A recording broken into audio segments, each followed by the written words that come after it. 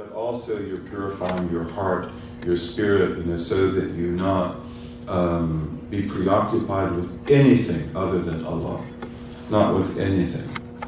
So he said, then you stand with بِمَحْدِ الذِّلَّةِ وَالْإِنْكِسَارِ. Then you stand before your Lord, calling to mind these realities, so that you stand before Him in absolute humility and brokenness.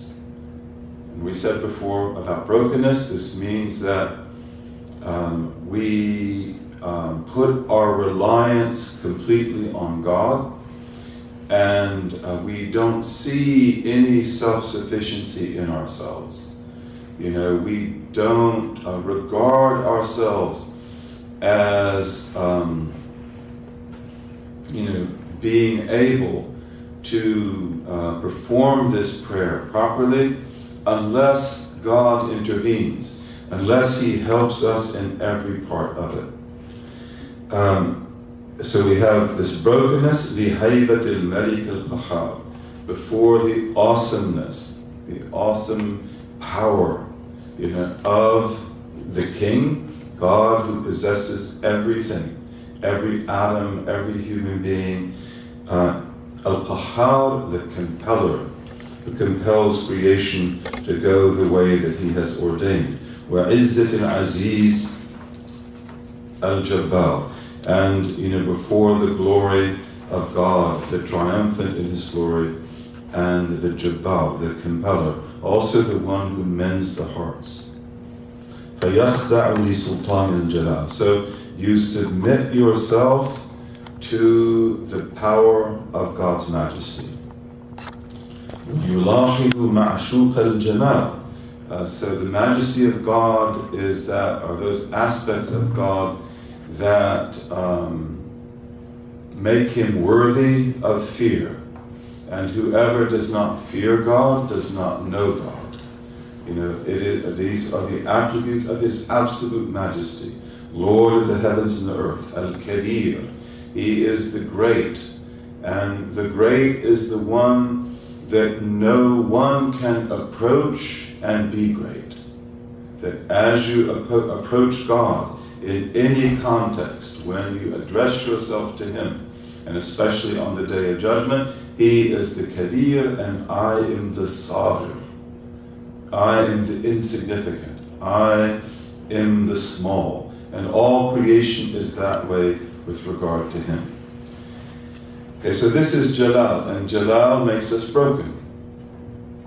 Jalal makes us conscious of our shortcomings, and it inspires in us the quality of fear and dread and awe, and these are valid and necessary qualities of servanthood.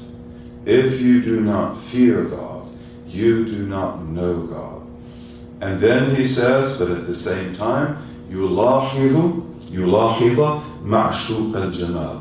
But at the same time, you recognize the ma'shuq. And the ma'shuq means the one whom you love intensely, meaning God. You recognize God whom you yearn for intensely, whom you love intensely, who is called the Ma'shuq al-Jamal. He is the beloved of beauty, meaning He is the beloved for His beauty, because He is the Lord of Majesty, and the Lord of Majesty may deprive you.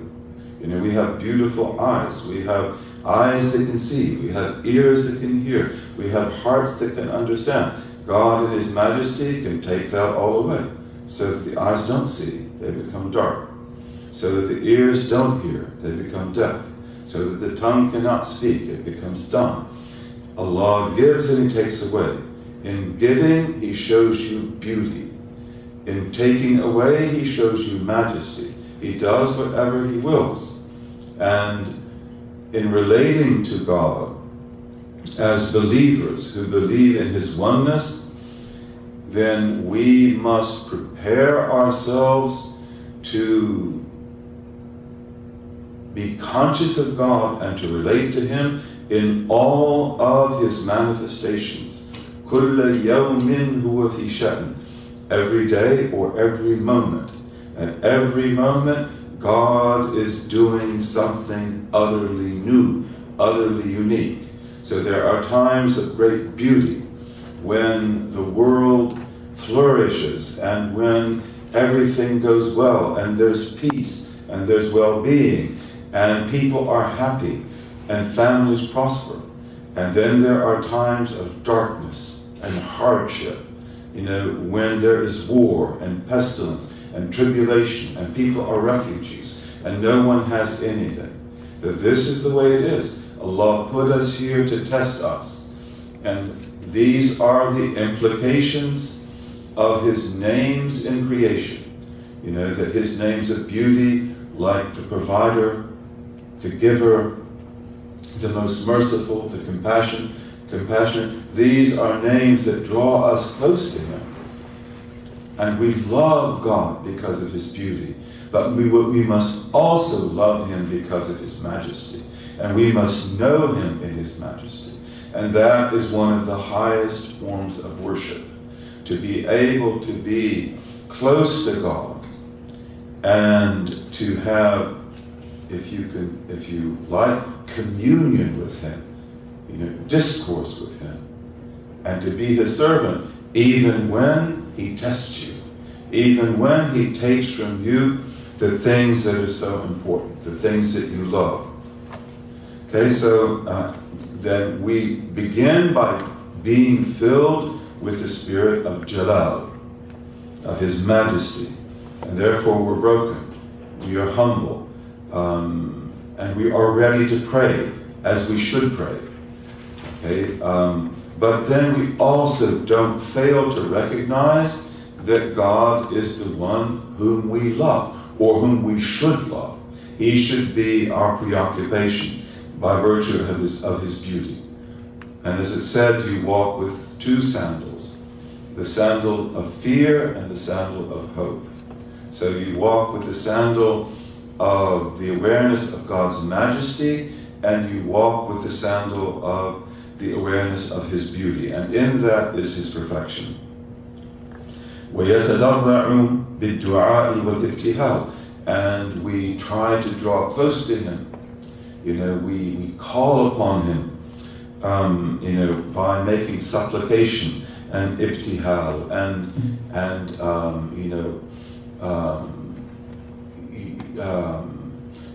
earnestly devoting ourselves to Him. بِالتَّثْبِيتِ بَيْنَ يَدَيِ الْكَبِيرِ الْمُتَعَالِ.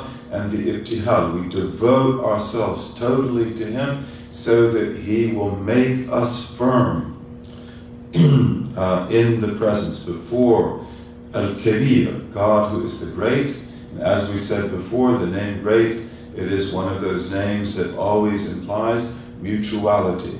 So God is great, and everything compared to Him is insignificant. Everything compared to Him is little, is sabir and insignificant.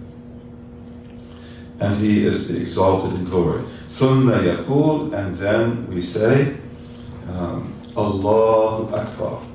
So here is the beginning of the prayer. So we say, Allahu Akbar. God is the greatest. God is greater than anything. مُحَقِّقًا أَنْ لَا كَبِيرَ فِي قَلْبِهِ إِلَّا اللَّهِ. Realizing. And that doesn't mean just thinking, but it means forging in your heart the reality, establishing in your heart the reality that there is no one who shares that name, that there is no kabir, there is no being that is great and majestic, with regard to which all other beings are insignificant in this way, but God Himself. So that you put that in your heart. And I would say that, Ibn Abd-Allah says, Al-Bidayatu Majallatu Nihayat. The beginnings are the manifestations of the ends. And if you have a good beginning, inshallah, you'll have a good end. So in praying the Salatul Muqarrabeen, again, you prepare, you wash, and when you wash, you're not just washing yourself, your body or your clothes or whatever, but you're also washing yourself of all your worries, of all of your preoccupations, of all of your concerns, and all of your distractions. And then, you're calling to mind the greatness of this prayer that you're about to do, as if it were your first and your last. Realizing, how great it is, not just for you as a matter of reward, but as a cosmological reality. Okay, and you feel God's Jalal, you feel His Jalal. And then Allahu Akbar. So these words, it's really important, to say them with presence. A lot of times we say them, we don't even know we said them. This Allahu Akbar. Like I started my prayer, we take them for granted. But this is the declaration that puts you in the hurma.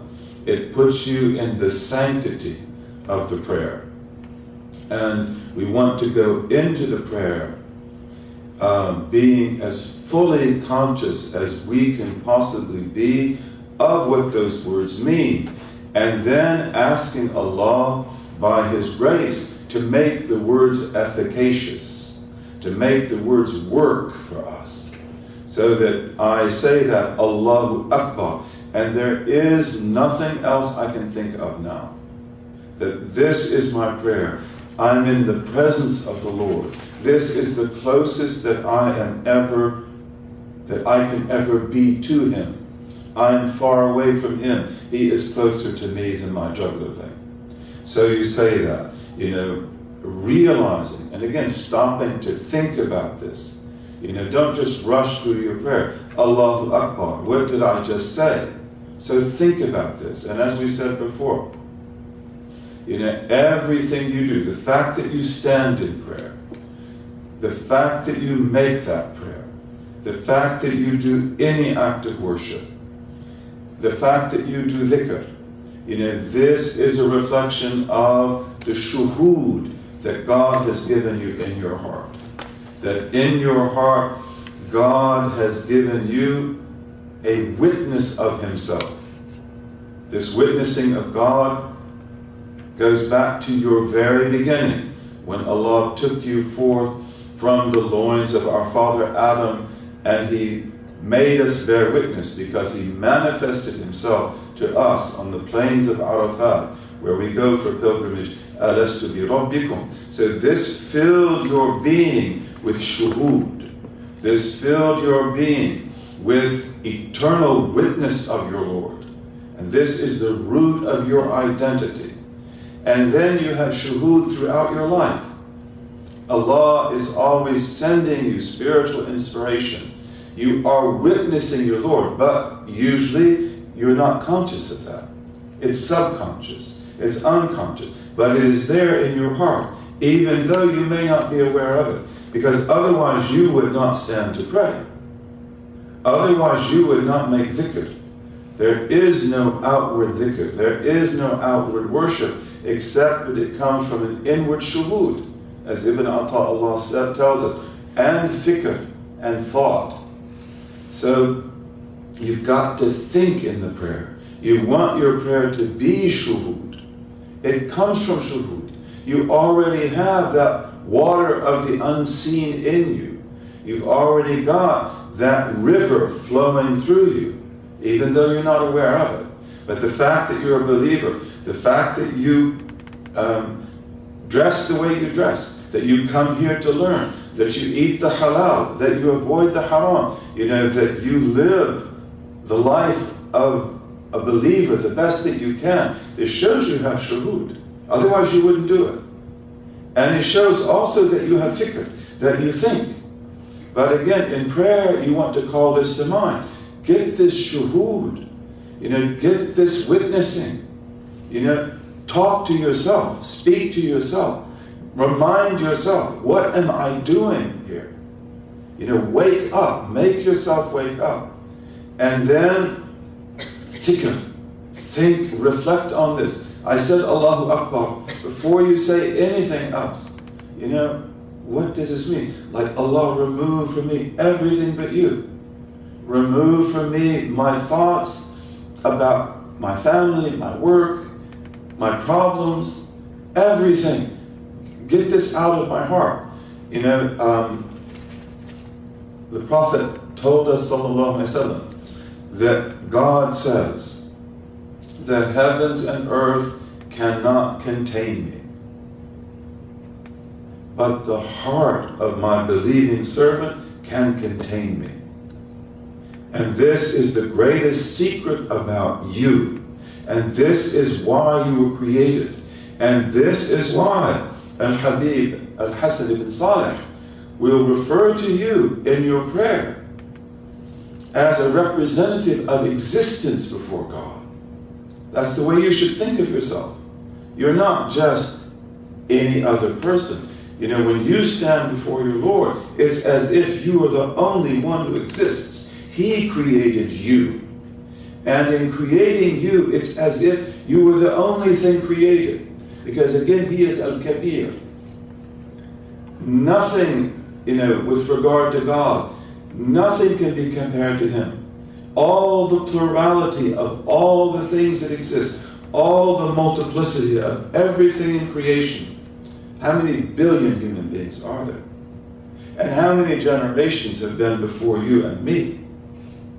And how big is this earth compared to the sun, and compared to the solar system, and compared to the galaxy, and compared to the universe? It's like a speck of dust, right? And on that are how many billion human beings? So what am I? No, that's an illusion. That is an illusion of godlessness. Because all of that world, when we look at it in terms of quantification and measurements, yes, this world is not worth the wing of a gnat in the eyes of God. It's very small. It's very insignificant. And there are lots of human beings. There have to be. This is part of the divine plan. But God relates to everything in creation, to every atom. The atom is not small with regard to God. And the galaxy is not large with regard to God. God relates to the galaxy with the same perfection that He relates to the atom. God knows the atom and the infinitesimally small world of atoms with the same exactness, with the same perfection, with the same absolute disclosure of perfect foreknowledge and hearing and seeing of all that exists as He relates to anything else. So this is what you have to know, because although you live in a world of infinite multiplicity, you have a special relationship to God, which is cosmological, which is absolutely powerful. This is why you will be judged. What did you do with your life? Did you develop yourself? Because you had in yourself everything to be developed. You're not just an ordinary person. You're not an insignificant person. You were created to be a saint.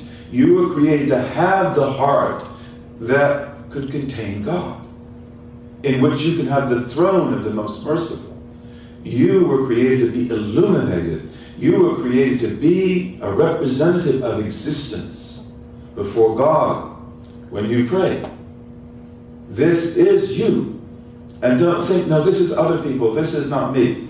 Who am I? I don't know Arabic. I didn't study. Maybe I'm a housewife. Maybe I'm just a regular business person. Whatever. No, that's not true. When you stand before Allah, you are the one who exists. And you are the one at that moment that counts. You have this special relation to Him, and He has this special relation to you. This is very important because we live in a world of empirical science. And our empirical science has done us great good. It has taught us many wonderful things. It has shown us wonders about creation. But at the same time, our empirical science, has also been tyrannical in that it rejects other sources of knowledge than sense experience. And when we look at the universe in terms of quantification, in terms of measurements and comparisons, then it creates the illusion that you are insignificant, you human beings. Doesn't really matter if you kill people, doesn't really matter if you create refugees or commit genocide. Who cares? You're just a dot in the universe. You're just a spot. Who could care? No, that's not true. This is a test, and that is a test, and that is an illusion of quantification without understanding the nature of quantification. You, with regard to God, who one of his negative attributes is absolute dissimilarity. He is not like anything. He is not in you. He is not outside of you. He is not physically far from you. He's not physically near you. He's nearer to you than yourself, but not in time and space, in a way that you don't know, in a way that relates to his being. And you are utterly significant, just as everything in his creation is significant. So this is really important. You've got to pray to him, aware of the bounty he bestowed on you and the trust that he put on you by creating you. Okay, so turn to him with everything. And again, the lights that come to you, there's a shuhud. You have, when you pray or fast, you pray tarawih, you do dhikr, you have spiritual highs, right? You get into these beautiful spiritual states. That is the closest that you will ever be to the garden before being in the garden. Your spiritual states, when you have this absolute bliss, this absolute peace, that comes from maybe performing the Hajj, that like, wow, you just feel so good after that, right? That like we're just in ecstasy. Okay, that is the closest, that is like paradise. That's like a taste of paradise. Okay? And God sends lights to your heart, and there are two kinds of lights. There are lights that come to the heart. Okay, they're called Darul Uloom. They come to your heart and they make you understand. This is shuhud. If the inner eye, you have the outer eye, the basar, that sees shapes and forms and colors, and you have the basira, the inner eye. The inner eye sees with divine light. And you get light whenever you do good. In the way you dress, you get light. In the way you eat, you get light. You want to keep that light. The more intense that light becomes, the more you understand. And the basira, the inner eye, it sees truth. It sees beauty. It sees meaning. It sees design. So you have lights that come to your heart because you did a good deed. You did something acceptable. So Allah sends you lights so you get stronger. You understand better. You understand more. And then you have anwar al-dukhul. You have the lights of entry. And these are powerful lights, that come to your heart from God and that want to go in your heart.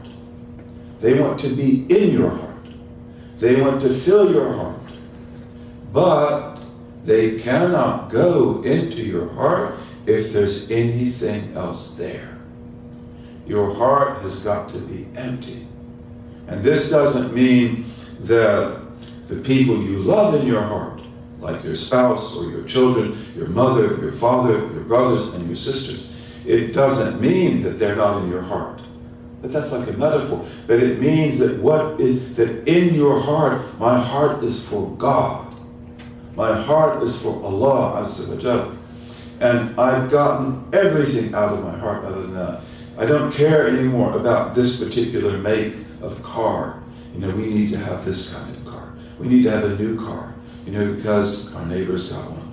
You know, I want to have, you know, more shoes. I want to have more clothing. I need to have this. You know, what are we going to fix when the guests come for dinner? And so forth. You know, what am I going to wear to the wedding? You know, get that out of your heart. You know, money, wealth, get it out of your heart. Where do you put it? In your hand. You know, the awliya say that handling money, they say, you know, it's like handling a snake. And they say that the power, the strong servant of God, you know, is not the one who kills the snake, but the one who can hold the snake. So they say that with money, it's not that you give it away because you need it. You know, you've got to take care of yourself, you've got to take care of your children, you've got to take care of other people, right? So you use your money wisely. Not like, well, I don't want this money, just give it away to the poor. They say, well, you could do that if you want, but that is not, you know, the highest level. The one is to be able to take the snake and not be bitten by it, which is to take that wealth and to be able to use it carefully, but it's very dangerous. Shaykh Abdul-Qadir al-Jilani, may Allah be pleased with him, said, get the money out of your heart and put it in your hand, and then it won't harm you. Okay, so wealth, bills, mortgage, debt, all these concerns you have. And you've got maybe sick people in your family. And then families always have problems. You know, they have beautiful days and they also have problems. So like, get that out of your heart. You know, and it means be concerned about it, yes. But let that be in your consciousness. Let that be something that you set about doing. But don't let that be your preoccupation. Is that greater than Allah? Or is that going to be rival in your heart, your Lord? And the lights of entrance, they come to your heart. And if it's empty, they go in. And they don't come out. And your heart becomes filled with light, filled with knowledge, filled with beauty. And then, just as Allah protects the heavens from the shayateen so that they cannot hear the high assembly, He'll protect your heart from the shayateen too. They won't be able to come in. They will be kept out, bi-idhnillahi ta'ala. They say these lights of entrance, they're like little birds. You know, that if you have a bird feeder in your backyard, the little birds will come to the trees and they will look first. And if there's a cat, maybe even a squirrel, you know, they probably won't go to the feeder. You know, they come to the feeder when there's nothing there, when they know that they're safe. And that's the way these lights are too. They come to your heart like little birds. And if your heart is filled with all sorts of preoccupations, all sorts of attachments, all sorts of concerns, you know, I mean, I can't even think about my prayer. And what do these people say about me? What do these people do to me? And, you know, look how they treated me. And, you know, and then you have, you know, things that are maybe breaking your heart, like, you know, a sick child or a sick grandparent or whatever. Okay, but don't get that out of your heart now. You can pray for them. And when you pray for them with an empty heart that's just for God, God will answer your prayer bi-idhnillahi ta'ala. You will help them bi-idhnillahi ta'ala. But now is the time for you to turn to your Lord and get everything out of your heart. Rest. Get everything out of your heart. Allahu Akbar. God is the greatest. There is no kabir but He.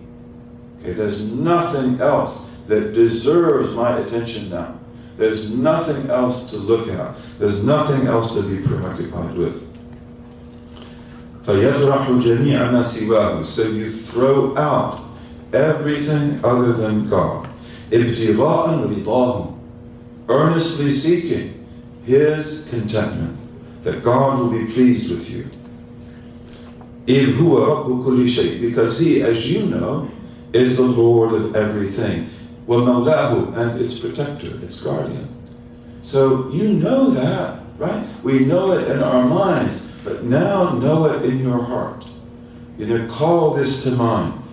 مِنْهُ بَدَأَ وَإِلَيْهِ مُنْتَهَاهُ. Everything begins with him. Everything comes back to him. وَلْيَحْذَرْ أَنْ يُكَذِّبَ قَوْلَهُ عَمَلُهُ. And let him or her, let you beware. That what you say is belied or is shown to be false by what you do. In other words, like I say these beautiful things, I train myself, to think these things, but then I still don't pray right. I'm still thinking about all these other things. So then I said or I thought something that was truthful, but my action belied it. My action showed it not to be true. So, this is a habit that you want to establish in yourself. And, seek help in Habib Hassan ibn Salih al-Ajurus. That, I want to pray like you pray. I want to be able to do this. God gave you this gift. Can I also have this gift? And as Imam al-Haddad said, Al-'ada idha rasakhat nasakhat. A habit, when it becomes established in you deeply, nasakhat, it repeals other habits. So, in learning to pray the Salat of the Muqarrabeen, we want to create the best habits of prayer that we possibly can. And then they will abrogate, they will repeal all of our bad habits. Because most of us, we have very bad habits in prayer, and in other things too. So we're just used to praying. We don't think about the takbir, we don't think about what we're saying, we don't think about the standing, we don't think about the bowing, we don't think about the prostration. We're hardly even aware we're doing it. We don't even know what unit of the prayer we're in. So this is what we want to do. Okay? We want to establish this good habit.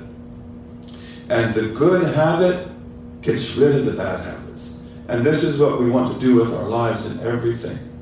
Because when you develop a bad habit, the bad habit gets rid of the good habits. In the way we eat, in the way we cook, in the way we feed our families, in the way that we deal with other people, good habits. Develop good habits. And the good habit will get rid of the bad habits. And if we let bad habits come in, they will get rid of the good habits. So pay attention to what benefits you. Getting up for Fajr, trying to stay up after Fajr if you can. Having your wird that you do regularly, which is inshallah not too much. Don't take too much on yourself, because then you'll only be able to keep it for a while and you'll give it up. But always, try to develop good habits. So he says that, وَلْيَحْذَرْ أَنْ يُكَذِّبَ قَوْلَهُ عَمَلُهُ. And let him or her, let us beware, that our action not belie, not show to be false, what we say, what we do, what we think. Okay? بأن يبقى له مطلوب أو محبوب غير الله. And how would that be? How would it be that your action negate or belie, what you said or what you're thinking? And that would be that there remain for you anything that you're seeking and anything that you love other than Allah. This is your prayer. Allah is your matlub. You are seeking Allah. This is your greatest dhikr of all. Nothing is greater than that. There's nothing else you're seeking, nothing else that you love. بإذن الله تعالى. فمع الكبير القدير فمع الكبير القدير لا يرضى بالحقير الصغير. Because in the context of speaking about God, who is the great, with regard to whom everything else is insignificant. And he makes everything significant by virtue of its relationship to him. Again, that's what we talked about, that I am insignificant with regard to God in his lordship. I am just a speck of dust. I am created from nothing. I am a pauper and I am a bankrupt. I have nothing to give him. Anything that I can give him, he gave me. Okay, that's true. He is al-Kabir. I am as-Saghir. He is the great. I am the insignificant. I am the small. Okay, but with regard to his relationship to me, in that he is my Lord, and he created me in his power, in his knowledge, in his wisdom, with his will, with his power. And he made me and you the sons and daughter of Adam. And he gave me a heart that has the potential to know him, then I am very significant. So you have this interplay that, when I look at myself, in terms of myself, my origin is nothing, and I am nothing. I did not create myself. I have no power to sustain myself. Any good that I have is a gift given to me by my Lord, which he can take away just like that. Okay, so in this sense, I am Saghir, and he is Kabir. But in another sense, he is Kabir, so I am also very significant, because I must know him, and I must empty this heart of everything but him, so that he can fill it. And this is why we're created. We are created for a purpose that is beyond your imagination. You are a great creation. You are a great human being. And therefore you will be held responsible.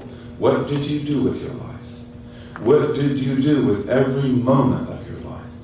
What did you do with the knowledge you were given? This is not a game. It's not a game. This life is momentous. And we see people, we see our own Muslim brothers and sisters, do horrible things and say horrible things and have rivalries and enmities and, be preoccupied with the most trivial things. And just be thankful that you're not like that. Because that's tawfiq. Allah gave you a special blessing. He opened your heart. He made you aware. So you be thankful for that. And don't be preoccupied with them. You pray for them. Allah, recite the Fatiha for the ummah of this blessed Prophet ﷺ, from the first to the last. Okay? But you're concerned with yourself. You will be judged. And Allah is merciful. But, al-amru jid, this matter of this life is very serious. So in conjunction with al-Kabir al-Qadir, God, who is the great, who has power over all things, no one can be content with what is insignificant and small. And what is insignificant and small? My mortgage, my education, my job, my worries, my loves, everything. Because all of this too is totally under the power of God. So get that out of your heart now. This will make you healthy. You've got to be able to break away. You've got to be able to cut this off. You've got to be able to use that brilliant mind that God gave you to cut the rope. That now I'm just going to pray for 5 minutes.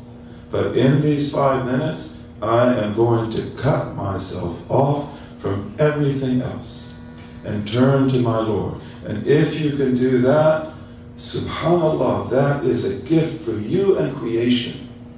Again, as Al-Habib Hassan says, you are the representative of existence. That's who you are. Whether you're a housewife or whether you're a working woman or whatever you may be, you've got to think of yourself like that.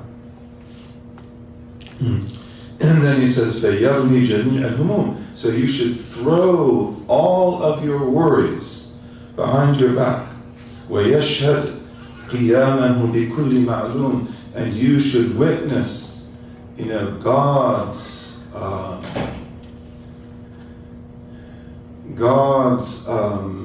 lordship in supporting and in creating and in sustaining everything that he knows, everything in his infinite knowledge. So again, you do have your humum, and they will come back to you. You do have your responsibilities, but you have now stood before Allah, the Lord of the worlds, who has all of that. That's all a function of His will. That is all under His power. So you just turn to Him alone and leave that all aside. Then He will fill your heart with light. Then He will make you come closer and closer and closer. Okay, then let's skip a little bit.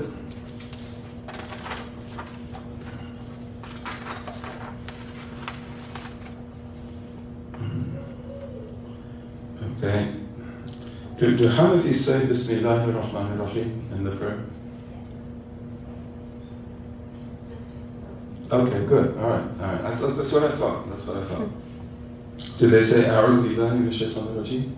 Okay, good. All right. Sorry, I didn't know. Okay, so ثم تحصن به من كيد رأس الغواة لياذا بعزة الله من كيده وبلواه بقوله أعوذ بالله من الشيطان الرجيم. So then, at this time we'll skip to this, all right? So at this time then, let's say you instead of he, you put yourself in the fortress of protection. You put yourself in the castle where you will be safe. You put yourself in the fortress, of God from the stratagem, from the tricks of the head of all those who lead astray. Who is shaitan?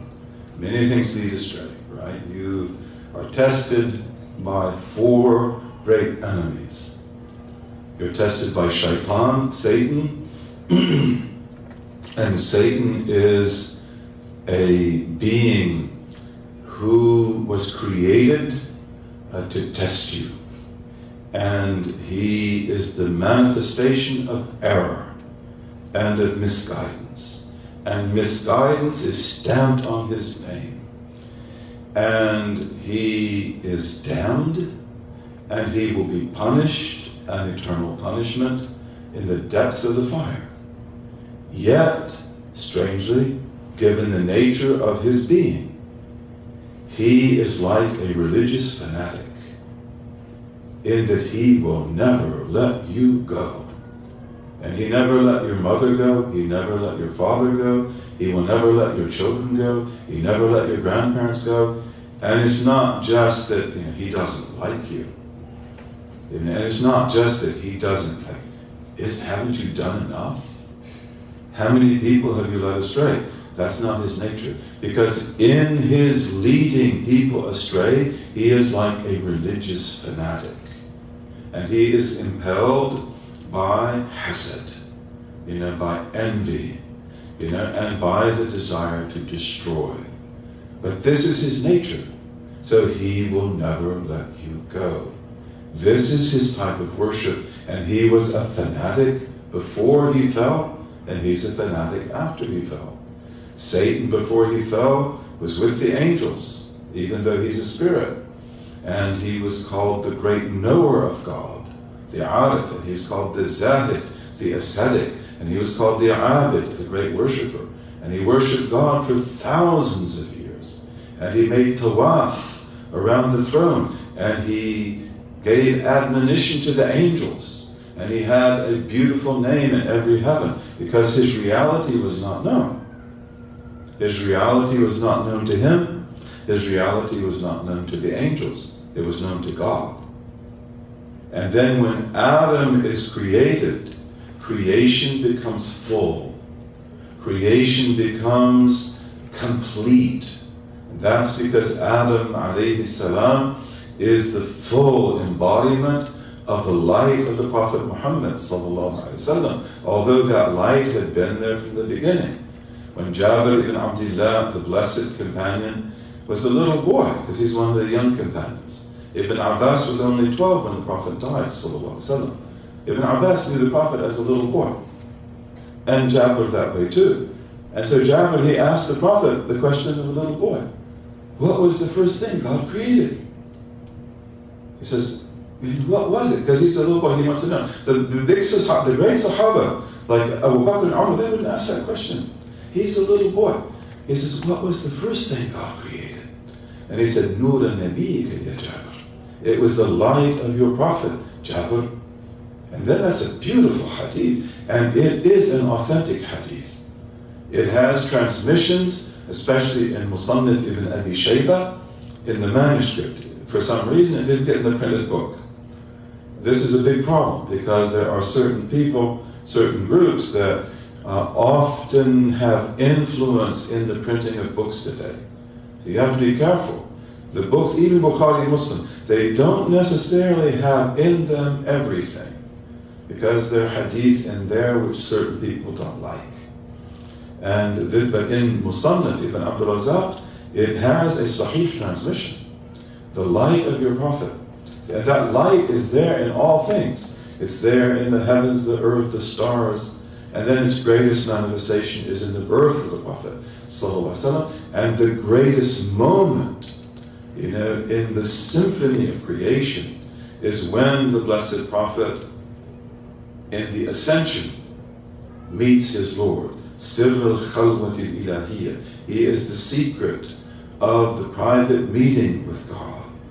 The Prophet is beautiful. And the Prophet has a perfection in creation that no other created being has.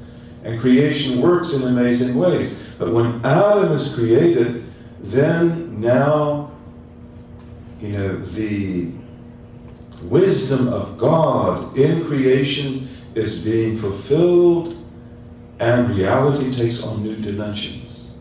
Now there is a being who is not angelic, who has the ability to be higher than the angels, and who has, because he's created from clay, all perspectives of being in him, negative and positive. And from his children will come people who are the prophets and the messengers and the great saints, and there will come others who are murderers and killers and evil people. And when this is done, then Satan is, as it were, demoted. Because now a reality appears in Satan that was always there, but it could never appear because there were no human beings. And now he becomes al-Mudil. That all the time he was actually the misguider. Even in his worship before. It was a secret hidden to him and to others. And we ask Allah Azza wa Jal to keep us safe and to keep us good and to let there be no secrets about ourselves that demote us. But Satan then goes into this new mode that I will lead them all astray and I will never stop, almost as an act of worship.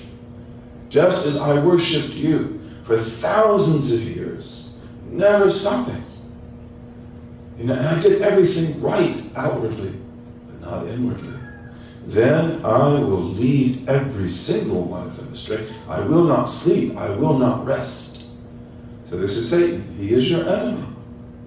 And the world is your enemy. The world is also the means by which you live.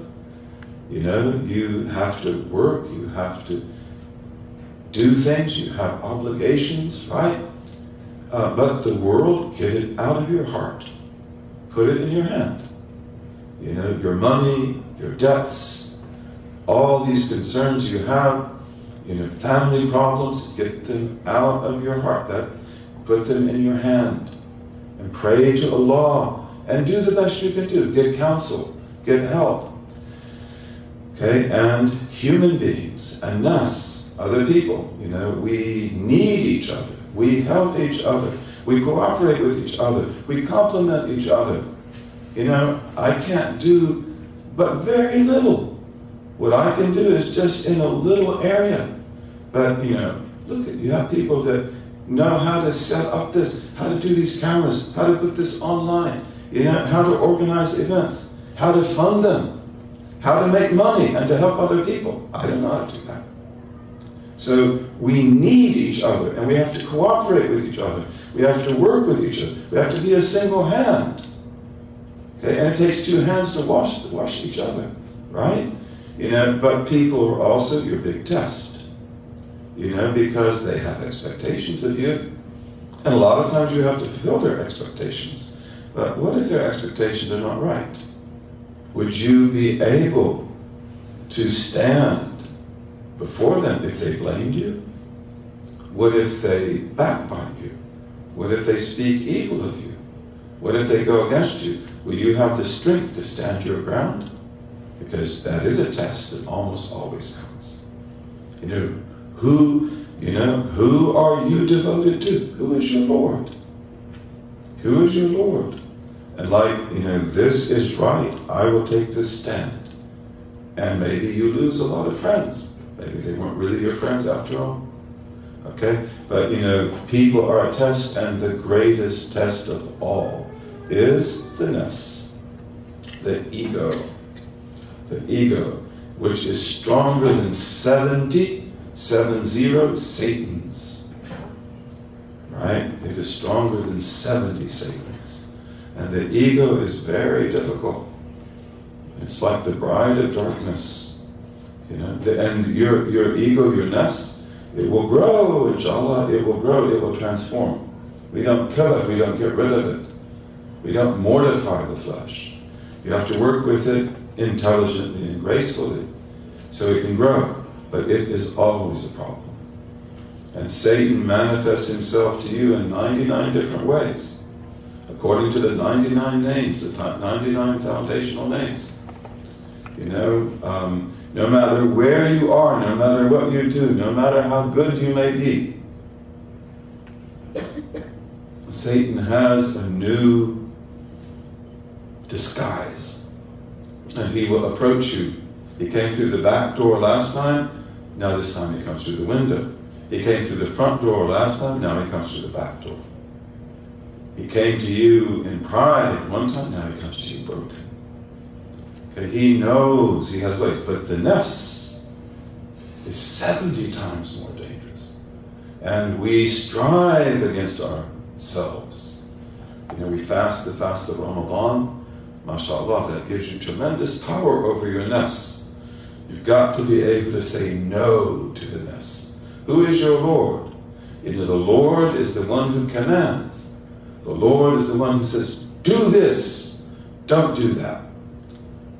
Your God, God as Ilah, we talked about that here, even though we didn't speak about it very much. But Allah is the one who makes everything as it should be made, even if it is deformed, even if it's sick, even if it is withered, even if it is good or evil. God makes everything the way that it should be made, given its identity and given His wisdom and knowledge for the test of this life. So in His divinity, God makes the glass as the glass should be, and He makes the water as the water should be. Okay, but as Lord, Rabb, who also brings you up stage by stage and directs you and educates you. As the Rabb, He commands. Do this, don't do that. Alastu bi rabbikum. He did not say Alastu bi ilahikum. He says Alastu bi rabbikum. That means something a little bit different. It means that am I not the one who will command you? Am I not the one who will prohibit? Because that's what the Rabb does. And you said, Bala, How could it be any different than that? You're our God, you're our Creator, we love you, we know you. Of course, why did you ask the question? Bella, it's like, yes, but why did you ask? And that's because something's in store for you. You're going to be tested, and I'm going to put the garden before you and the fire. And you will go to one or the other. And that is the truth. And it's not just about morality and immorality. It's about something more profound than that, which is the reality of your heart, which enables you to stand before God, as a representative of existence. And no other being can do that the way that the son and daughter of Adam can do it. Okay? So then where is your nafs? Your nafs is the little Pharaoh in you. Pharaoh says, Ana rabbukum al-a'la. I am your highest Lord. Why? Because I tell you what to do, and I tell you what not to do. I am the commander. I am the prohibitor. That's also what he means by that. When I tell you to do something, you do it. I'm Pharaoh. When I tell you not to do it, you don't do it. You listen to me. That's the way your nafs is. You say, I have to get up for Fajr, but I didn't get to bed last night until 12 o'clock. Okay? The nafs says, don't get up. No, your Lord says, get up. You get up. Who do you obey? You're going to make your nafs your Lord. And your Lord said, your nafs says, don't do this, you don't have to do that. You've done so much. So it's prohibiting. So it's very important. The nafs, you work on your nafs and you break it. You won this battle. You defeated your nafs. Look at you, mashallah, tabarakallah. Look, you were so good in Ramadan. And then the nafs comes back in disguise, in masquerade. And you don't recognize it this time. And then it takes a different strategy. And it defeats you. And it takes revenge. Why did you do this to me? Look at what you did to me. And this is why we have to have brothers and sisters. This is why we have to have counsel. This is why you have to take refuge in God from Satan and from everything else. And this is also why we need spiritual guidance. Because this is ultimately the role of the sheikh and the sheikha. Of the men and women sheikhs. That they trap your soul. They trap the nafs. They outfox it. They outmaneuver it in a way that I can't do. They do. They're foxes. Awliya Allah Ta'ala, the saints of God, are foxes. They outfox your nafs. They know where it's going. You don't know. And they help you with that. And this is the sunnah of the Prophet. The Prophet sallallahu alaihi wasallam, he is the one who affected the nufus of his Sahaba. He helped them to be protected from Satan, from the world, from people, and from themselves.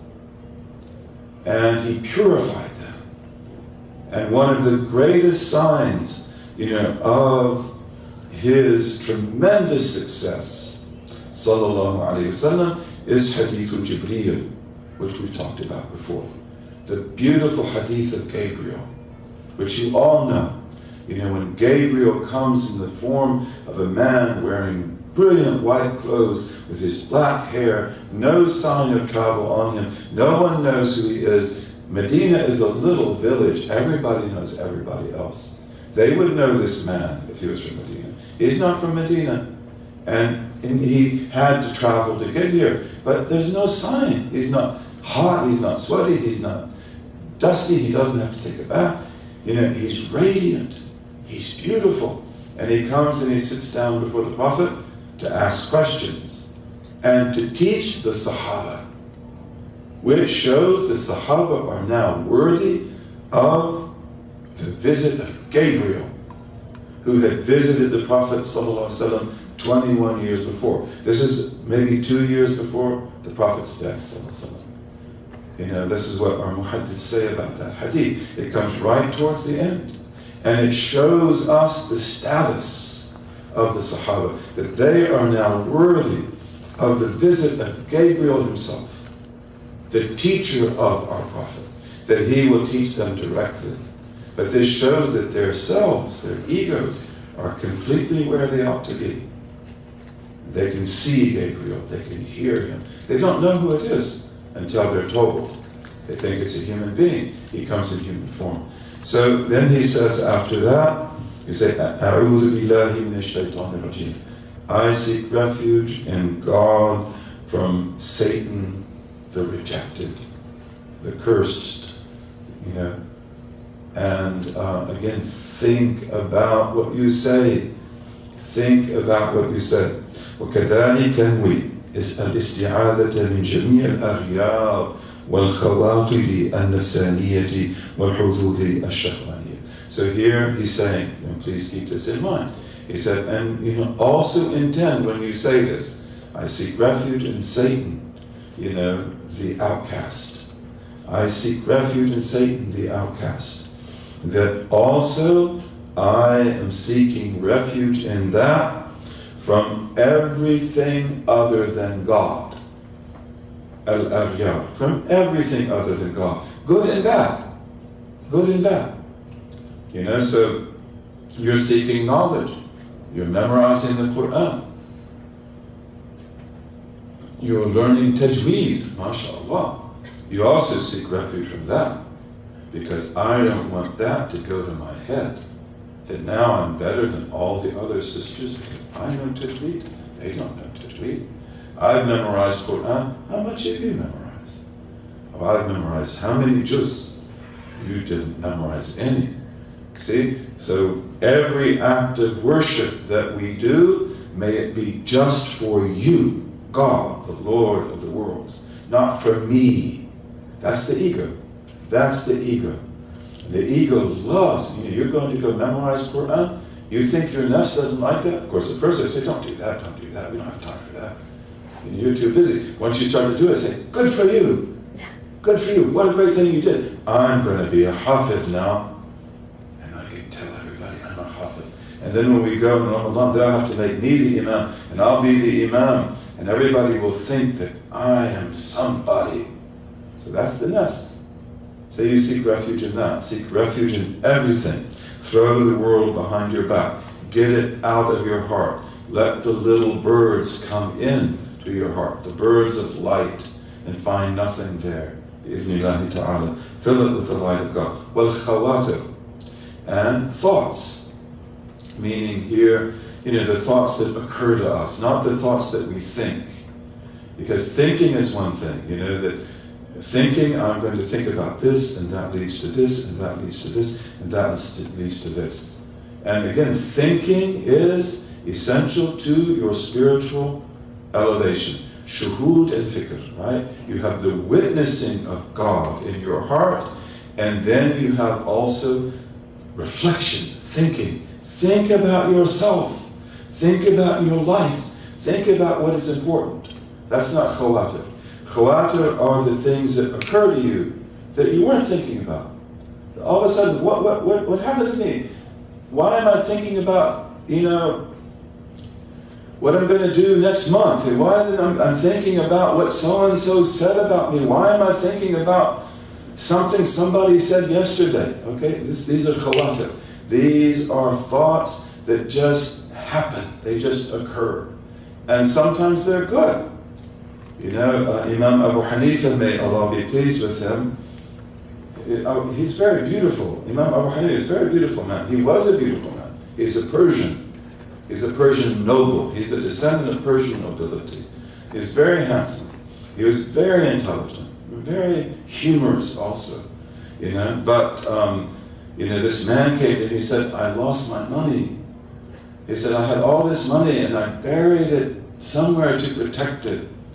And I don't remember where I buried it. And I look everywhere. I can't find it. It's a lot of money. How can I find it? He said, just go, and make salat and begin to pray, and you'll find it. He said, I did it. He said, I was praying, and then all of a sudden I began to think about my money, and I found it. Because these are the khawatir. And the shaitan okay, how can I keep him from praying? How can I, okay, your money. Where did you put it? You put it there. That reminds me also of in Eritrea, my first principal sheikh, and many of my sheikhs and sheikhs, they were Eritreans, East Africans, Ethiopians from down towards the coast. And they used donkeys a lot. And donkeys are very smart, even though we wouldn't think that. You think donkeys are very stupid. But in some ways, donkeys are very smart. And, they would bury their grain, their wheat and their corn and their maize. Mostly they grow maize and wheat. And they would dig these big holes in the ground. And then they take adobe, clay, and they put it around the walls to keep water out. And they dry it, and then they put all their wheat in the ground. And then they cover it, they put adobe on it, and then they cover it over, nobody knows where it is. So this is the way that they protect their wheat and their corn and stuff like that. And they take the donkey, he's carrying the wheat, and they take him to the hole, and they dump it, and then they take it back. And this one person, he forgot where he buried his wheat. And he couldn't remember. They said, no problem, just take the donkey, put sacks on his back, put rocks in them, and, hit him, so he starts walking, and he'll take you there. And he goes top, top, top, and he goes to the left or right, and then he comes and stops at the spot. They don't forget. But we ask Allah Azza wa Jal when we do the isti'adah from Satan, to also take refuge from the khawatir, from the thoughts that occur to us. Because, as you know, and as I know, it's like, where does this come from? I mean, in dhikr, the same thing. It's like, wait a minute, I'm thinking about what now? How did this happen? How did I get here? You get derailed. You get, detoured. And we don't want that. Not in salat. And the khawatir can be very good. They can also be very bad. You can have good ones and bad ones. They can come from yourself. They can come from Satan. They can come from other things as well. But in salat, we don't want that.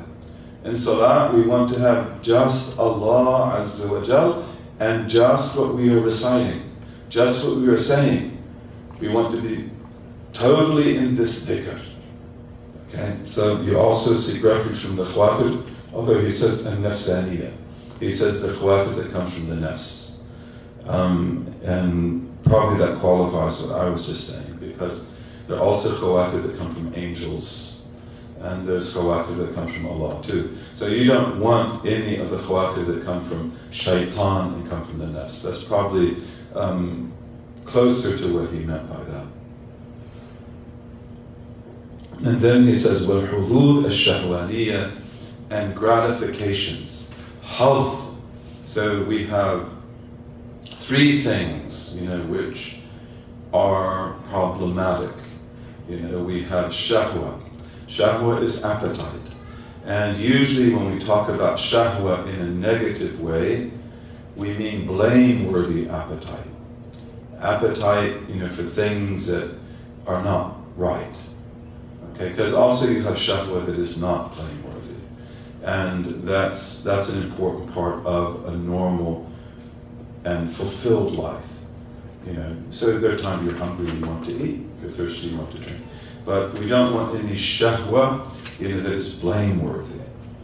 And also you have hawa. Hawa is passion. And again, hawa can be good, but usually it's not. Hawa is usually blameworthy because it goes to extremes. And we use hawa, appetite is usually something that is, gives us immediate pleasure and pain. And it can be abstract, often it's not abstract, but hawa is usually, it's like when the things we want overpower us. And hawa is from the word that means to fall. To fall like long distances. Hawa, yahwi min as-sama, to fall from the sky, to fall from heaven. And the hawa are those passions, and those appetites, and those desires that we have that we cannot resist. It's like they just take us and we fall. And maybe we even know that I'm going to do this. I can't stop myself from doing. That's hawa. It's like, it's as if you were falling. And you can't stop it now. And that's why it's very important never to open those doors. It's very important to keep those doors shut. Because once you open the door of hawa, you would be very exceptional not to fall, not to be hurt by that. So we seek refuge from hawa. And a lot of hawa, like some of the strongest hawas, are like, for example, the love of leadership, the love of prominence. It's not just things that would be clearly immoral, but like I want to be first, and I want to be the one who sits in the big chair, and I want to be the one that sits behind the big desk, and I want to be the one who's called the chairman or the chairwoman.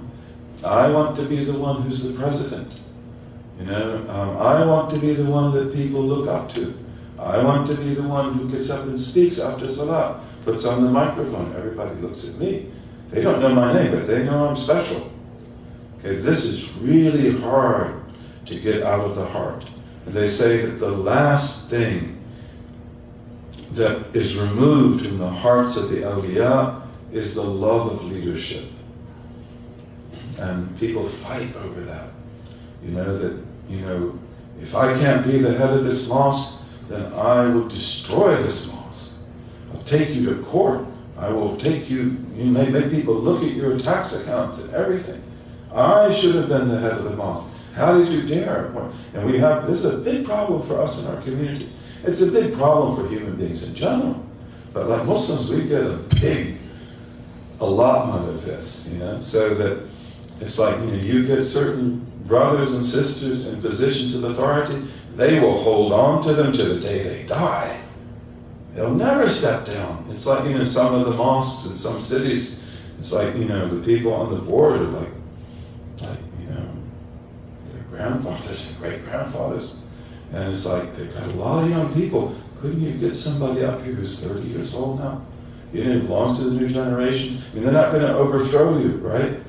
They're not going to kick you out, but they speak a different language. They understand the new generation. They can't do it. They can't do it. They can't give it up. They can't. And then look at these tyrants in the Muslim world. That I will kill my people. I will destroy my people. I will blow up the buildings. I cannot give up this leadership I have. For what? You're going to, how long do you live? The greatest emperors in the world, they're lucky if they live for 12 years as emperors of 15.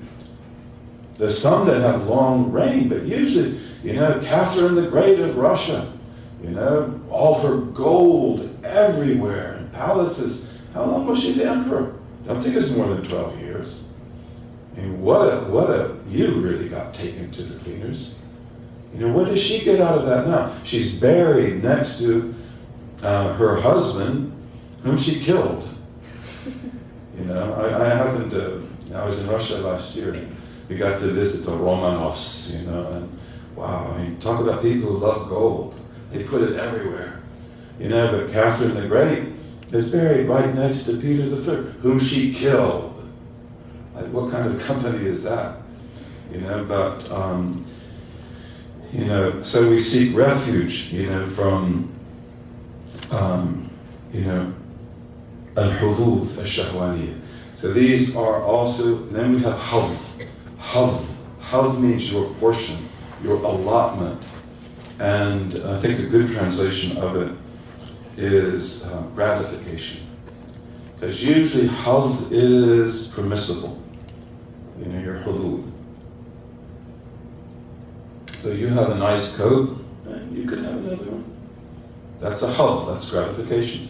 You have how many pairs of shoes? I remember that the sister invited me and my wife, to come to her house for dinner.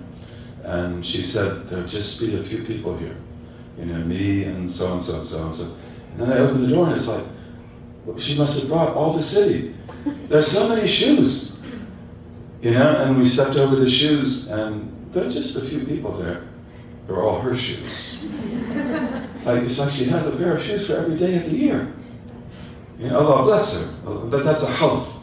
And I don't say that that's haram. I mean, my wife's closet is also full of shoes, you know. But the hudud are the gratifications, and in spiritual progress to Allah, you want to begin to cut down the hudud, the gratifications, so that everything is just for Allah. Everything, take what you need, and then the other things, like you can give to the poor, you can feed the homeless, you can give it to the mosque, you can help build things, and be content with what you've got. So you also seek refuge in God from hudud, from gratifications. Let me be happy with little. Let me be happy with what is respectable, what is necessary, but I will give this up. I can give this up. And when you can give up the hudud, you can give up the gratifications which are allowed to you, but like I give it up for the sake of Allah, that is a great spiritual step. Then he says, Bismillah. Okay, so now we're doing the Basmala. Bismillah, وَتَحَقَّقْ أَنَّ كُلَّ شَيْءٍ قَائِمٍ بِإِسْمِهِ. So now realize, and as we said before, when he says realize, he doesn't mean just be aware, like I realized that you came yesterday. No, it means make it a reality in your heart. Make this a reality that you see.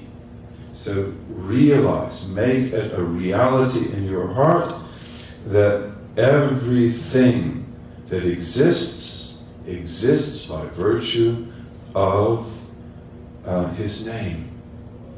Bismillah. Kun fayakun. Be, and it is. As you probably know, I'm sure that all of you, or most of you, have studied theology. We believe that God is the creator and the sole creator. He is the fa'al. He is the ultimate cause of everything. And everything that exists, like this glass, is a veil of power. That this glass does not exist in and of itself. It's not just a function of the inherent power of minerals and molecules and glass that was put through the furnace. Even though all that happened, we know it happened. This is the sunnah of Allah. But this glass exists because God says, be. Be. Be. Be. Just like your heartbeat. Be. Be. Be. So also be. Be. Every atom, in everything that's organic or inorganic, the atom, has this tiny little nucleus, which is all the weight of the atom, and around that are the electrons, or the electron that moves, the electron going around the nucleus millions of times, every millionth of a second. And the electron gives the sense that it is solid, and the nucleus gives the sense that it has weight. And all of this is a sign of creation from nothing. Because this is what we believe. This is what the ancient Christians and Jews also believed, that God creates from nothing. Creation is a sheer act of divine foreknowledge, divine will, and divine power. And things have no continuity in and of themselves. They exist from moment to moment by virtue of the fact that God wills them to be. He recreates them. So they are, metaphorically, like a film in which you have a frame, followed by a frame, followed by a frame. But because the frames move so quickly before the camera, it looks like the people are actually talking and moving. They're not. Those are just pictures. They're frames. That's the way creation is too. And everything that exists, this glass, it exists by virtue of God's will and God's name. So as you say Bismillah, think of that. This is his recommendation to you. Think of that. Just stop. Because again, you want to get all creation out of your mind.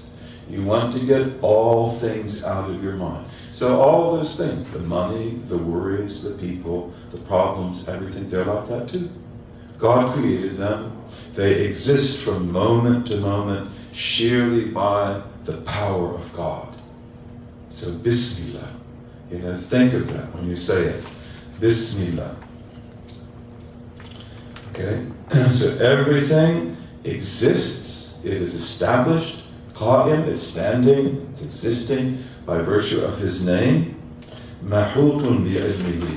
It is encompassed and protected by His knowledge. God has knowledge of this glass. Before the creation of the heavens and the earth, God sees it and hears it as it exists. God speaks of this glass in His eternal uncreated speech. God's uncreated eternal speech speaks of everything that is in God's knowledge. So God has spoken of this. This is in the tablet of light. The fact that I'm drinking from it, and you're sitting there, I'm sitting here, all of this exists because God created it. It was in His foreknowledge before the creation of the heavens and the earth. So again, be aware of what you are doing. Do not take this prayer for granted. Be obliterated in this prayer. Lose yourself in the prayer. That's the muqarrab. That's the muqarrab. وَتَحَقَّقْ الْأُلُوهِيَّةَ السَّارِيَّةَ فِي جَمِيعِ الْوُجُودِ. And realize, make this a reality in your heart, your awareness of uluhiyya, of divinity. Because we said Bismillah. We said Allah, the name of divinity, the greatest of all names of divinity. So be aware of divinity, of the divinity that flows through all existence. Meaning by that God creates everything as He wills it to be and as it should be in the best of all possible worlds. That this glass is exactly as it should be, in this moment, in this time, in this place, in my hand. Okay, it's the will of God. He created it. And again, as we said, the nature of divinity is that it makes things exactly as they ought to be. In the moment, in the place, in the way that they are. So also be aware of that. Because the problems you have, who created those problems? The worries you have about things, who created those things? The troubles that you have, that may be like, why can't I be this way? Why can't I do that? What's wrong with me? Who made you that way? This is divinity, that flows through all existence. God made you perfectly in all of our imperfections, in all of my imperfections. God made us just the way that we were supposed to be tested in the way that we are to be tested. And we say that this is the best of all possible worlds. And we don't say that cynically, and we don't say that to mean that we don't understand that you have rats in your basement, or that your father is sick, or that we have some sort of illusion that the world that you live in is something like paradise. No, it's not. But this world, all the good that happens in it, all the evil that happens in it, happens under the aegis of the absolute infinite wisdom of God. So the worst things that happen, like the death of Imam al-Hussein, this is one of the worst things that ever happened in any people on earth. Did it happen by the wisdom of God? Of course it did. Was there good that came out of it? There had to be. Even though we call that wisdom al-hikmatul majhula. We call it unknown wisdom. I don't want Imam Hussein to have been killed. And I love Imam Hussein, and he is the Imam of every Sunni. And he is a Sunni. Don't ever think that. Who are his children? Umar al-Akbar, Umar al-Asghar, Abu Bakr, Uthman. And he has Zayn al-Abidin and the others also. Zayn al-Abidin, what does he name his children? Also Umar. All the Ahlul Bayt, you always see this. Imam Ali. Imam Ali has many children, not just Al-Hasan and Hussein. And he has also Umar, he has Abu Bakr, he has, you can see this. Look at their genealogies. So and we love them. But whatever happens, you've got to understand that Allah created a test for you that no one else could pass. And He has things happen in this ummah that tempt His wrath to destroy. Because we are here to be tested. So you must accept the test. And by understanding that God's divinity flows through all existence, then even though the situation turns my hair gray and I can't sleep at night, that this is divine wisdom and it is the best of all possible worlds. I can't see the way out. I don't know when this will ever end. I cannot see light at the end of the tunnel. But you've got to know that God willed this to be, so it will bring good. You just be patient. You just be strong and pass the test. Okay, so this is really beautiful. You said Bismillah. You said the name of Allah, the name of divinity. And so you know that, again, God's will, God's power, God's knowledge. Everything that He creates is created out of the selection of possibilities that are infinite. Infinite. And God knew all other possibilities. What if the glass were a little bit taller? What if the glass had in it milk and not water? Infinite possibilities. And yet God chose this one. Because this is the best one. Even though that seems to you insignificant. It seems to be insignificant, but it's not. There is nothing insignificant from the standpoint of divinity. We are insignificant when we forget our Lord or when we approach Him and ask Him forgiveness. Okay, so His, Bismillah, that your divinity flows through all existence. Whatever is in my world, how difficult it may be, however great the test it may be, and when will this ever end? I don't see any end in sight, and then it does end. And it's as if it had never been. At least I hope it's that way for you, because there are also other people who, they never forget. You have certain people that feel they've been wronged, and they never forget. If you sit down with them and you open that chapter, they'll pull out their book, you did this, you did this, you did this. You still remember that after 30 years? Because I forgot that all 30 years ago. So we go from one present to another present moment. Don't be a person who holds on. They did this to me, they did that, I'll never forget that. I knew I met a woman from Pakistan, who had a horrible marriage. Allah make her life easy for her. And, but she has 4 sisters-in-law who never got married. And they're like, they'll probably never get married now. And they blame her because she got married to their brother. They make war on her. It's like, what's wrong with you? They make her life impossible. She lives in their house. It often happens in Pakistan, right? She lives in the house. And they never let her off anything.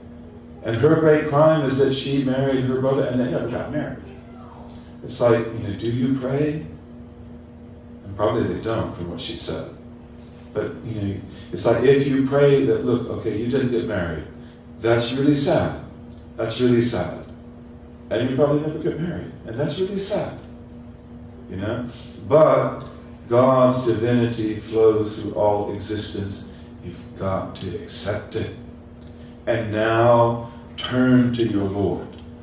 Turn to your Lord and ask Him to forgive you. Ask Him to renew you. And do something with your life. Do something with your life. May Allah enable us, to meet people's needs and, to overcome these problems. Huge problems. القائمة بالحكمة في كل حد ومحدود. His name, His divinity that flows through all existence, and that establishes, and that is established by wisdom in everything, in every limitation, in everything that is limited, in everything, in every definition, in everything defined, in everything that exists. So God's wisdom is in everything. Mercy is the stamp of creation. Wisdom is the stamp of creation. Nothing happens but there's wisdom in it. So I don't know the wisdom, it's majhula. It's unknown to me. Why did that happen? Why did Muslim Spain fall? Wow, that hurts my heart, because I know that beautiful land. And Portugal, I know it, I've traveled there. And if you knew what was there, it would break your heart. It would break your heart. It was destroyed, wiped out, people massacred.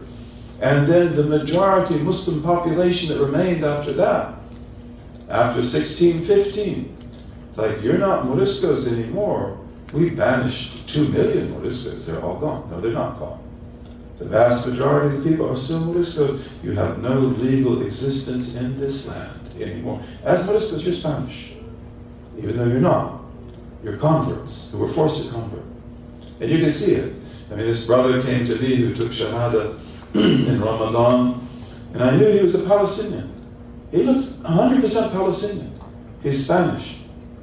And interestingly, a Palestinian came who I knew was Spanish, and we were singing these old Spanish songs of love of the Prophet in medieval Spanish. And I thought, this guest would really like that, because he's Spanish. You could just look at him and see he was Palestinian. He didn't know a word of Spanish. So Spain falls. A lot of times, especially with Spanish and Portuguese converts, one of the most difficult things when they embrace Islam is to remain sane. Because now they discover the deen, this beauty, and now they begin to really taste what Muslim Spain must have been like. And they can't bear it. How did this happen? Who were these people who did this? Okay, it's wisdom. It's wisdom. So just you have to accept it. And now we work to try to bring this back to life. Bi'iznillahi ta'ala. Do the best that we can.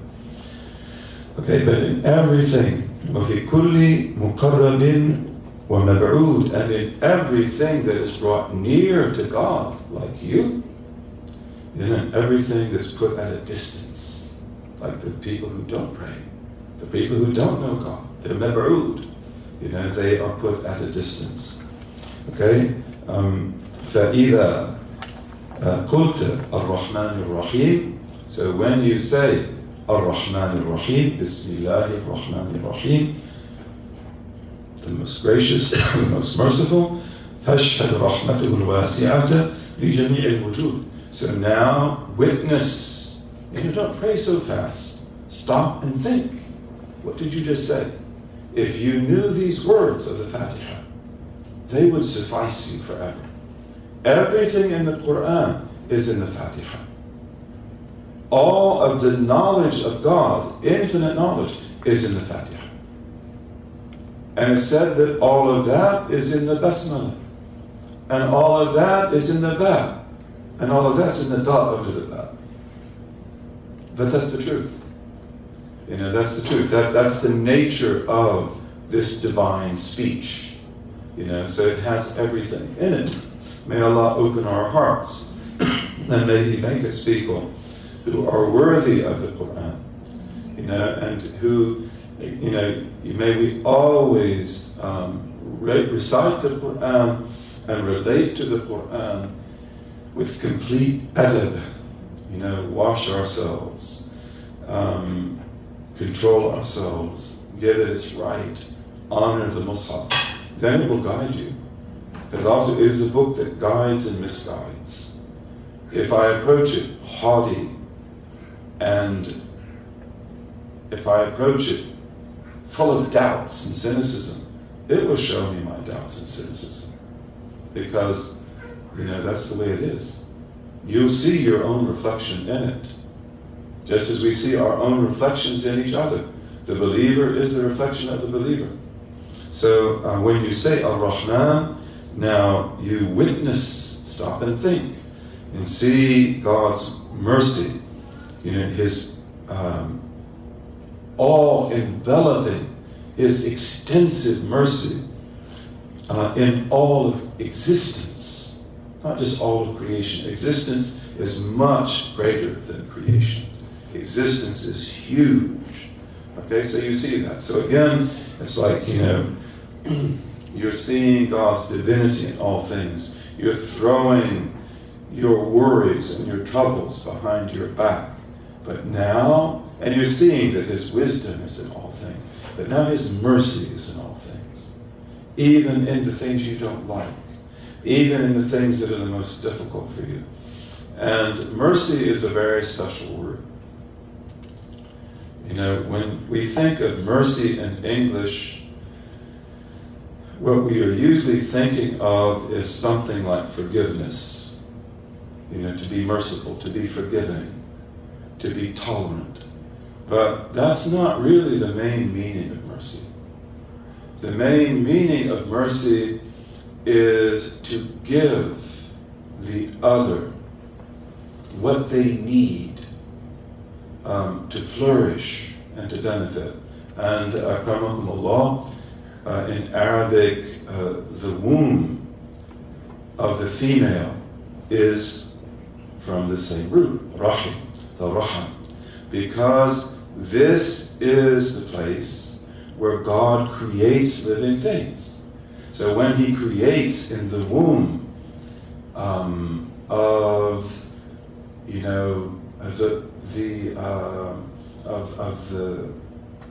the lion, the little lions, He gives them everything they need to be lions. He gives them the senses of lions, the smell of lions, the eyes of lions, the sense of smell of lions. He gives them claws. He gives them the right weight, the right bones, the right formation of the bones. One of the great scientists of the 18th and 19th century was Cuvier. And Cuvier was the greatest scientist of that time. And he's the father of paleontology. He discovered the dinosaurs. He was an amazing person. And one of the things he showed is that he said, if you give me the bone of any animal, I can put the whole animal together. And he said, if you give me like a femur, of a leg, he said, I can tell you whether it was a grass eater, whether it was a herbivore or an omnivore, whether it was a carnivore. Because everything in you is perfectly harmonized with everything else for you to be you. That's Rahman. That's Rahman. And again, Allah says that marriage, and He means by that, the institution of marriage, and especially when we do it the way that we should do it, and we ask Allah to give us tawfiq in that, because in the end of time, marriage becomes really difficult. And that's the way it is for many Muslims and non-Muslims. Unfortunately, there are very few people who really get the benefit of that institution. But it is a sign of God when there is rahmah and mawaddah between the spouses. And the rahmah here is not just mercy, like you pardon your spouse, or your spouse pardons you. But it means that you seek to give your spouse everything that your spouse needs. Everything they need. Physically, emotionally, make sure that they're that they eat the right things, that they have the right company without, being difficult. But like you really want to see that they have everything to be the best they can be. That's rahmah. And that also means that you will pardon them, inshallah. You'll overlook things. But the main things like, if I'm going to cook for you, if I'm going to earn for you, if I'm going to help you get an education, or if we're going to educate the children, or put them in school, or whatever we do, that we will do this for their benefit and give them everything they need to be the best human beings they can be. That's rahmah. And that's why, Ar-Rahman, Ar-Rahim are creative names. They're names of God as creator.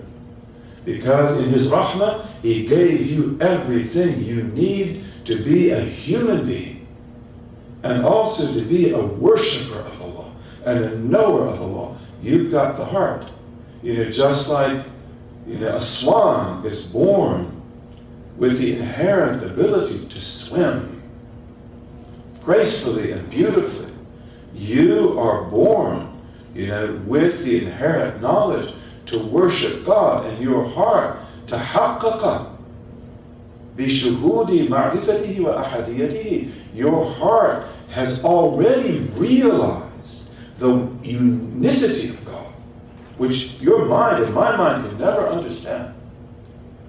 And that God was, and there was with Him nothing, and He is now as He was then.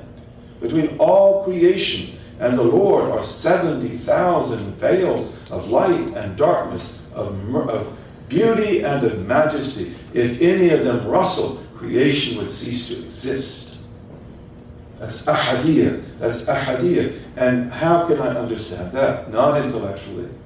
But your heart knows it already. Your ruh knows it already. Your spirit knows it already. That's your shuhud. That's your witnessing. And it's in you, even though I'm unconscious of it. I don't see it. I wish I did. I don't see it, but it's there. Okay? So, Rahmah is giving everything. To give the homeless what they need is Rahmah. But not just because this was a kind thing to do, because you're giving them what they need to get back on their feet. That would be the real Rahmah. Not just that now you have a blanket, you won't freeze tonight. No, but you have a blanket to show that somebody cares for you. May we really care for them. We should. If you are a true believer, you will be filled with compassion. That's the Prophet ﷺ is utter compassion for the good and for the evil people. For the people who believed in it, even for Abu Jahl, even for Abu Lahab. He doesn't hate them. He feels sorry for them. He feels true compassion for them. That why didn't you believe? He wanted them to believe. So Ar-Rahman is the one who gives you everything you need. And usually we use it for general mercy. So look, every one of us have the same eyes. We all have the same kind of ears. We all have the same kind of hearts. We all have the same kind of voice box. I can talk and you can too. We both all have the same ears. You can hear the sounds and you can understand the meanings. And if you were under certain kind of medications, you wouldn't be able to do that anymore. That's a miracle that you can do that. That's all Ar-Rahman. And then Ar-Rahim, He gives you special mercies. So He gives you your eyes, which can see what you can see. Like, look at the person who saw that. Who saw that this is beautiful. This calligraphy, dignity, reverence, serenity, love, and high aspiration, adab of the dhikr. That's not me who did that. That's somebody else who has eyes that see what I can't see. I can see it's beautiful.